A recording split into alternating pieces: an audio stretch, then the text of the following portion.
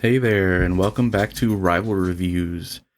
How you guys doing? I guess first and foremost, the most important thing to say is Happy New Year and Happy Holidays to all those who were celebrating the past few weeks and stuff like that. I know I was originally trying to keep this as best scheduled as possible, so I apologize that I'm a little late with this episode, but I have a pretty full house right now, and then there was the holidays and everything else like that, so that makes it, makes it a little difficult to get the spare time you need to sit down and just talk about what you want to talk about.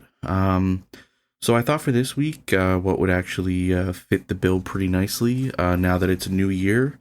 With a new year comes a new season. So I thought that I would give my first impressions. A lot of the, not all of them, but a lot of the first episodes of a lot of things that I was interested in watching came out. And so I thought I'd maybe give like my first thoughts. I know that especially when it comes to new things and everything else like that, if there's only one episode, it's very, very much an introduction. And it doesn't really give too much as to how the story will be, or by episode 12 of the season or whatever else, if it'll even end up being good. But I would like to take the time to obviously talk about a few that I feel started really strongly, and ones that I've obviously been looking forward to, and so have, I think, a lot of people. So let's get into it. So first things first, I think I'll start with the most obvious one that everybody was probably looking forward to when it was first even announced, and that was the first episode of Soul Leveling. Great introduction. I also really enjoyed the direction that they went, where they kind of like opened up with that island with the ants and everything else to kind of give an introduction to some of the, like the exposition, kind of how it is, like why the world the way why it operates the way it does, and everything else like that. I thought they really did a good job with that. A lot of comments that I've been seeing online, and I would tend to agree with, is that they were really hoping that the first episode was going to be an hour long. Which I do definitely agree with, because I feel as if that we got a lot of the exposition, and then we were finally getting into, the beginning of like when he's gonna, become the crazy OP main character that we all know and love from the manhwa. And we didn't really even, like, we got the teaser of the fight to come, and then it went black. So that was kind of unfortunate. I do think that it would have been beneficial to, have the episode for the full hour, so you got that exposition, and then we also got that final fight, and then I thought that it would be a really strong second episode of him waking up to, like, kind of his new, form, or however you want to put it. I honestly thought that that's the direction they were going to go. Not what happened, but I'm still obviously looking forward to this one for sure, because if anybody's read Solo Leveling, you all know that we've been waiting forever, ever since we probably first started reading it, that we wanted it to be animated. So at least, hey, we're finally here. So I am definitely very interested to see where that goes. Coming up next to our one that I was actually kind of surprised that I was even going to be really into, which was a contender for one of the most ridiculous titles of the season 2. Seventh Time Loop, The Villainess Enjoys a Carefree Life Married to Their Worst Enemy. Though it's not an Otomi isekai, I guess, to the traditional sense, I do find it really cool, though, that it's like a regression story. So kind of like how it says, obviously, in the title, this is her seventh life. One way or another, she's died in all these previous lives, and in all these previous lives, she comes back to the same starting point in all these lives, and comes back with the knowledge that she's gained from those previous lives. So I think, like, the first one, they teased that, like, she learned how to become, like, a really good merchant, and then a couple of her lives, she was also, like, a herbalist, so she knows how to, like, be a doctor, basically, essentially, in this kind of time frame. And then even like to the previous one that was introduced in the first episode, was her as a knight. So I'm really looking forward to the way of this direction. And of course, like they ended the first episode with well, it says right there, obviously the villainess enjoys a carefree life married to their worst enemy. Won't spoil too much as to what happens, but the end is the proposal from this said worst enemy. So yeah, I'm really looking forward to this one for sure. I think it really does look promising. Next one, which was actually funny enough, one that I actually read not too long ago and wasn't even aware that it was getting an anime adaptation until I like literally saw it on Crunchyroll. The Wrong Way to Use Healing Magic. This one is I would say probably going to be the most popular isekai of the season, most likely. Traditional story, high school students get warped into a world, get told that they need to save the world. Only in this sense, our main character actually isn't the hero. He was actually a tag along that wasn't even supposed to be summoned in the first place. But he seems to have, apparently in this world, healing magic is rare. So it's discovered that he holds this rare, which I found interesting, that like even in reading I found it too, that like, so you're not supposed to be the hero, but you have the rarest of the abilities of the three of you that got sent here. So I thought that was interesting. And like I said, at least from what I've read, and I don't even think we'll get close to where I am in the manga from the 12 episodes we'll probably get in this season. But it is a really fun read. Again, if you're not a fan of reading, I would suggest watching this weekly because the story is fun. The characters are fun. And like I said, I don't want to give any spoilers, but I find that the title in itself is just enticing. Like, how can you use healing magic in the wrong way? And then once you get to know this story and understand the meaning of the title, you're like, wow, yeah, I would not have thought to use healing magic that way. So it's very appropriately titled, and the payoff of finding out what the title means is worth it. So I would give it a shot. Next one that I ended up watching was the Unwanted Undead Adventurer. Was super surprised by this one because I didn't really hear a lot about it. I just kind of read the description that was on the Crunchyroll and went from there.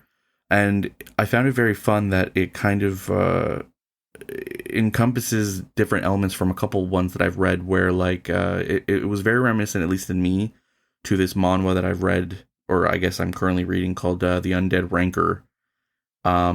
And then kind of mixed it with the ever so popular So What If I'm a Spider?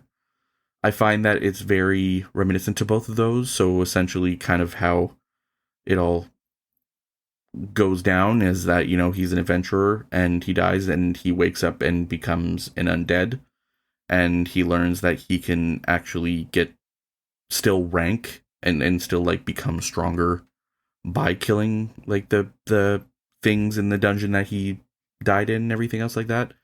And it looks like he can progressively get stronger and even evolve into, I guess, more powerful undead creatures. So yeah, I was actually kind of surprised that this one came out, and I was actually kind of weirded out at how similar it was to those two that I just mentioned. So yeah, I would say that I'm actually kind of looking forward to that one because it was a unexpected surprise when I opened up Crunchyroll to kind of see like, oh, okay, what am I interested in this season? And then the final one that I want to talk about is probably definitely the winner of the most ridiculous title of the season. Here we go. The Strongest Tanks Labyrinth Raids. A tank with a rare 9999 resistance skill gets kicked out of the hero's party. Quite a mouthful. I actually really enjoy these type of stories. The whole, like, This one I think is just going to be like a kind of a mindless watch, so to speak, because it's one of those that's going to be very obvious as to where it goes. Essentially, the first one, we open up to a fight with the heroes party, and then they're in the guild, and then the main hero kicks out this tank because he feels at least that he was doing a bad job and he was useless because all he could do was just tank damage and he wasn't even tanking damage properly, blah blah blah blah blah. We then learn very quickly that he was actually taking, he was a tank that wasn't only taking the damage that he was tanking for the party, but was also just inherently with his skill taking like half of the damage of everybody of the party's damage that he wasn't tanking.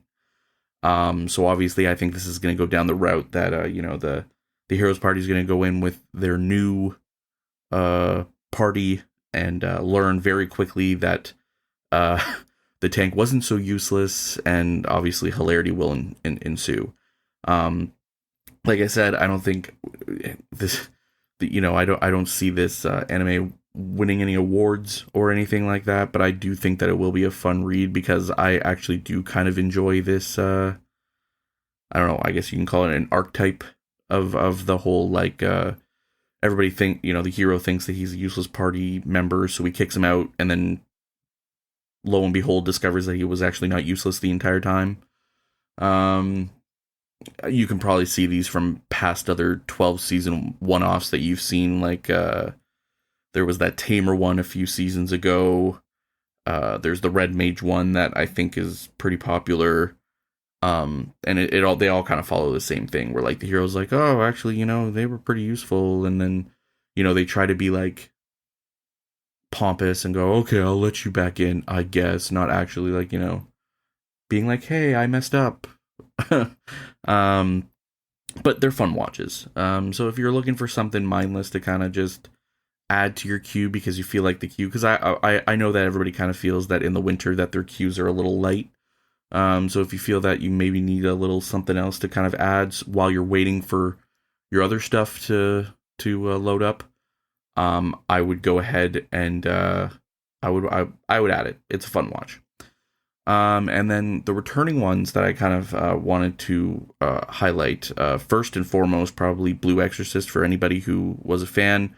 After us having to wait 6 years for the second season to come out, after another 6 years, we're now finally getting season 3.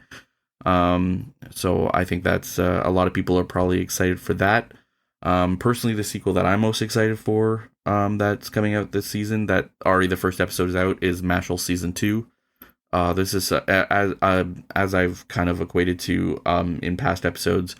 I'm a huge Harry Potter dork, and I love anime. And so if you like both of those things, and you also like kind of like the comedy that came from One Punch Man, this is the perfect anime. It's hilarious. It even has like shout outs to things like Harry Potter. Like there's like, I can't remember what they call it in Mashle, but like they have like a very like, it's clearly supposed to be Quidditch, but it's not Quidditch. And for those who don't know what Mashle is, to give a very brief summary, essentially it's a guy in a magical world where pretty much everybody has magic, even if it's like the weakest magic. But he was born without any. But he's a huge like gym nut essentially, and so he has like this is why I say it's kind of like One Punch Man, where like he has worked out so much to the point that he is essentially superhuman. And so the best example that I like to give is there is a scene where he has to fly a broom or whatever, and what he does is that he gets himself in the air and is kicking his legs so rapidly that he's floating. It's like that type of humor. And like I said, especially if you're a fan of Harry Potter and stuff like that, it is so funny. So I like I said, even if you're maybe not a huge Harry Potter fan, it is still really funny. Especially if you're into the whole ridiculousness, like such as like the One Punch Man, where like, his workout was, what was it, like 100 push-ups, sit-ups, and 10K run for like years or something, and he became that overpowered. It's very reminiscent to that logic. So if you didn't get to watch season 1, I I so recommended it. It's so funny, and now I'm very happy that season 2 is on right now. And then, of course, probably on everybody's perpetual on everybody's watch list perpetually is One Piece. You know, where it was just announced that we're moving closer to the Egghead arc. So if you are ahead of the show and watching the manga, that is definitely something to be excited about. So I think I would be remiss to not add that to my list. So if I had to shout out a favorite so far, obviously I'm super happy about Solo Leveling, but I want to give it to the Unwanted Undead Soldier, or Adventurer. I keep saying Soldier. It looks super promising, and like I said, it has that feel of like, so what if I'm a spider, and then the manhwa that I was talking about, and I enjoyed both of those a lot. So I would say that that's most promising, and then I would follow that up with, like I said, Mashle. I can't say enough good things. That is probably the thing that I will be looking forward to the most. Not just out of new, like just in general. That's probably the thing that I'm going to be wanting the most every week. So as always, I also, like I said, I'm always reading something. So what I'm reading currently is, it's called A Tender Heart, the story of how I became the Duke's Maid. Really cute story. Essentially, she gets, this one is an Otomi isekai. It's one of those, immersion ones where she fell asleep essentially to reading this novel, and then woke up in it as an extra. And like the Duke, basically, you know, unloved all his life, everything else like that. And this is like the first person, because she actually felt for this character while she was reading it. And so it's kind of like Duke having a feeling of actually being cared for the first time, and then her being able to take care of her favorite novel character. It's a good read. Like I said, if you're looking for something to read, I would recommend it. It's fun. It's good. Yeah. So the questions that I got from last week, I only got 2. Again, that's probably because we were all on vacation, so I'm sure everybody had a lot more things to do than listen to podcasts and such, time with families and all that stuff. So first one was, what is your biggest pet peeve in an isekai? I kind of did go over it in the episode, but just to kind of reiterate, the biggest pet peeve that I have in basically a lot of isekais is especially the ones where they get dragged, like they get summoned or whatever, and then they're just thrown the responsibility of saving the world. It's always kind of been a big thing to me, because personally for me, one, you're being forced to do something that you didn't want to do. 2, you got ripped from the family, your family, your friends, the world that you know. A lot of these people and everything else like that are like, high school students. So like, they have lives, they have friends, they have part-time jobs, parents, everything else. Like, again, obviously we have those stories where like, their, I guess, life ended up better due to the fact that they were alone and everything else, which I guess is fine if you want to look at it that way. But the majority are these like normal, everyday high school students, and then they just get ripped out of everything they know into a world that is dangerous to the common man, and is like, oh, by the way, because we ripped you out of this, and that obviously means that you have special powers, and you have to use them to save us. By the way, I'm king such and such from country you've never heard of. And again, I'm being nitpicky. I'm trying to make sense out of a completely thing of fiction, but it's just I think it's just the thought process behind, oh, okay, so that's just, we're cool with this, that's cool, that's fine, and like everybody just goes about their day. And then even if like the main character in question does want to say something or complains, they like say their piece, and then they're like, sorry, and then everybody moves on and everybody's okay with that. So that's what I find a little silly about, and I would say it would probably be my biggest pet peeve. If you got isekai'd, what would you want your powers to be? Whew, that is a loaded question. here's how my thought process works. The closest that I will ever be to being isekai, so to speak, is I've played D&D a few times, and I'm really into Baldur's Gate 3 right now. I always find myself being like either driven to like a ranger type of character, like an archer, or a mage. So I think if I could do either one of those things, like be an overpowered archer with like maybe like some magic arrows or something, like maybe like kind of like think like Hawkeye's like from the Avengers, like he had all those arrows that did different things. Maybe something like that with like I can make arrows do certain things. Like I can have exploding ones, fire ones, ice ones, whatever. I think that might be cool, just because that would put the two worlds that I normally clash together in like a D&D kind of realm of thinking, and I could put them into one. So if anybody wants to write a webtoon about me, make it a ridiculous title, and maybe it can be like the archer with his crazy arrow abilities. I don't know. I have no idea. But maybe something like that. I would read the heck out of that. So I guess that's all I have for this week. I don't really know where I'm going to go next week. Usually I try to give like a little teaser. But I do think that I want to start having these weekly conversations about stuff that I'm currently watching and or reading. And I'm going to try my best to stay to a schedule as well. And then if a topic raises maybe from questions that you guys give me or comments about things that I say, maybe I'll just go that front, like I said, because at the end of the day, that's what I want this to turn into, is a conversation between me and you. So like always, Twitter, Instagram, Facebook, Rival X Reviews. If you want to email me, rivalxreviews@gmail.com. And I will see you guys next week. Bye-bye.